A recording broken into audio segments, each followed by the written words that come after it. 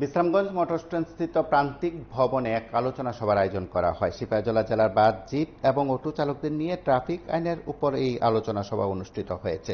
সচেতনতামূলক এই শিবিরটি অনুষ্ঠিত হয়। সংশ্লিষ্টদের তরফে এই আয়োজন নিয়ে কথা বলা হয় সংবাদ মাধ্যমের প্রতিনিধির কাছে।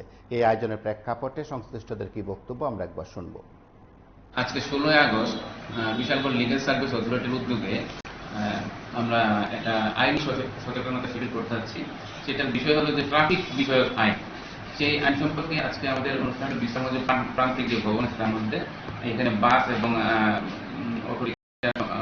সংগঠনের যে বিএমএস এর যে সেক্রেটারি এবং সভাপতি উপস্থিত আছে এবং আমাদের শ্রমিক ভাইয়েরা, মোটর শ্রমিক ভাইয়েরা উপস্থিত আছে, তাদের নিয়ে আমরা একটা আইনি সচেতনতা শিবির করতে যাচ্ছি এবং প্রত্যেকে যাতে আমরা সেইভাবে আইনি মানে সচেতন ভাবে চলতে পারি এবং আইনি পদক্ষেপ নিতে পারি সেই ব্যাপারে অ্যাওয়ারনেস করা হবে।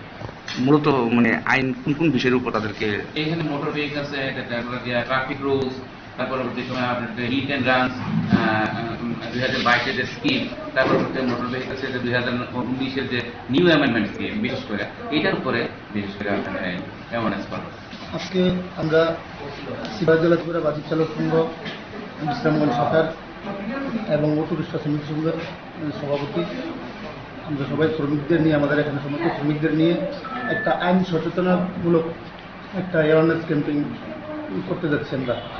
এই রাস্তায় অনেক সময় দেখা যায় শ্রমিক এবং পুলিশের মধ্যে তর্ক বিতর্ক হয়ে যায়। এই বিষয়গুলো নিয়ে আমাদের স্যার আছেন, উনি আমাদের শ্রমিকদেরকে বুঝিয়ে বলবেন।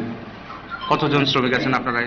আমাদের এখানে মোটামুটি 4 থেকে 500 শ্রমিক আছে আমাদের অটো এবং বাহ্যিক মিলে। আপনারা শুনলেন সংশ্লিষ্টদের তরফে আজকের এই আয়োজনের প্রেক্ষাপটে বক্তব্য। আপনারা দেখতে থাকুন PB24।